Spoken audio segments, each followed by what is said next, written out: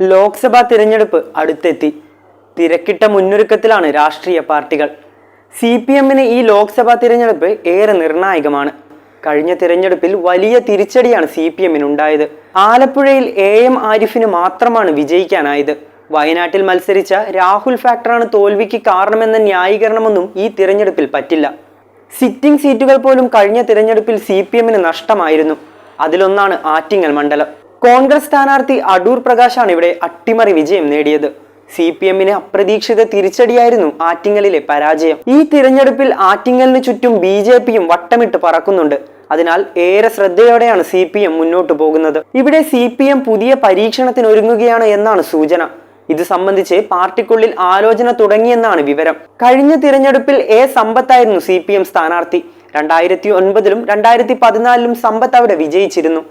എന്നാൽ 2019-ൽ അപ്രതീക്ഷിതമായി പരാജയപ്പെടുകയും ചെയ്തു. ഇത്തവണ വർക്കല MLAയും CPM ജില്ലാ സെക്രട്ടറിയുമായ V ജോയിയെ ഇവിടെ പരിഗണിക്കുന്നതായാണ് സൂചന. അദ്ദേഹത്തെ സ്ഥാനാർത്ഥിയാക്കണമെന്ന ആവശ്യവുമായി ഒരു വിഭാഗം നേതാക്കളും പാർട്ടിയിൽ രംഗത്തെത്തിയിട്ടുണ്ട്. V ജോയിയെ സ്ഥാനാർത്ഥിയാക്കിയാൽ മണ്ഡലം തിരിച്ചുപിടിക്കാമെന്നാണ് ഒരു വിഭാഗം നേതാക്കളുടെ വിശ്വാസം. അന്തിമ തീരുമാനം സംസ്ഥാന കമ്മിറ്റിയിലാവും ഉണ്ടാവുക. കോൺഗ്രസിൽ നിന്ന് വർക്കല നിയമസഭാ മണ്ഡലം V ജോയി തിരിച്ചുപിടിച്ചിരുന്നു.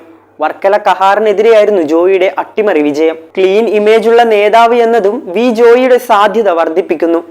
CPMനോട് ആഭിമുഖ്യമുള്ള മണ്ഡലമാണ് ആറ്റിങ്ങൽ. ആ മണ്ഡലം തിരിച്ചുപിടിക്കേണ്ടത് പാർട്ടിയുടെ അഭിമാന പ്രശ്നം കൂടിയാണ്. ജനകീയനായ V ജോയിയിലൂടെ മണ്ഡലം തിരിച്ചുപിടിക്കാമെന്ന പ്രതീക്ഷയിലാണ് CPM. ഇത്തവണ BJPക്ക് വേണ്ടി V മുരളീധരനാകും ആറ്റിങ്ങലിൽ മത്സരിക്കുക എന്നാണ് സൂചന. അതിനായി അദ്ദേഹം മണ്ഡലത്തിൽ സജീവവുമാണ്. കേന്ദ്രമന്ത്രിമാരെ ആറ്റിങ്ങലിൽ കൊണ്ടുവന്ന് വിവിധ കേന്ദ്ര പദ്ധതികളുടെ ഉദ്ഘാടനങ്ങൾ BJP നടത്തി വരികയാണ്. ഇത് തിരഞ്ഞെടുപ്പ് മുന്നിൽ കണ്ടുള്ള നീക്കമാണെന്നാണ് വിലയിരുത്തൽ.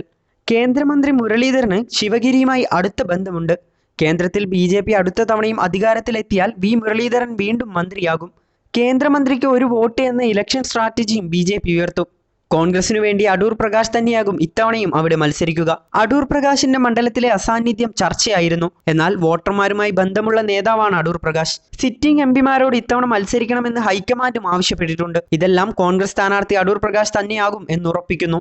2019-ലെ തിരഞ്ഞെടുപ്പിൽ കോൺഗ്രസിലെ അടൂർ പ്രകാശും BJPയിലെ ശോഭാ സുരേന്ദ്രനുമായിരുന്നു എതിർ സ്ഥാനാർത്ഥികൾ. സമ്പത്തിന് 3,42,748 വോട്ടും അടൂർ പ്രകാശിന് 3,80,995 വോട്ടും ശോഭാ സുരേന്ദ്രന് 2,48,81 വോട്ടുകളുമാണ് ലഭിച്ചത്. CPMന് 11.18% വോട്ടാണ് മണ്ഡലത്തിൽ കുറഞ്ഞത്. BJPക്കാകട്ടെ മണ്ഡലത്തിൽ ശക്തമായ മുന്നേറ്റം നടത്താനുമായി. 2014-ലെ തിരഞ്ഞെടുപ്പിൽ BJPക്ക് മണ്ഡലത്തിൽ 3.95% വോട്ടുകളായിരുന്നു അധികമായി ലഭിച്ചിരുന്നത്. എന്നാൽ 2019 ആയപ്പോഴേക്കും 14.43% വോട്ടുകൾ മണ്ഡലത്തിൽ അധികം നേടി. കഴിഞ്ഞ തവണയും ശക്തമായ ത്രികോണ മത്സരം നടന്ന ആറ്റിങ്ങലിൽ ഇത്തവണയും അതിശക്തമായ മത്സരമാവും നടക്കുക.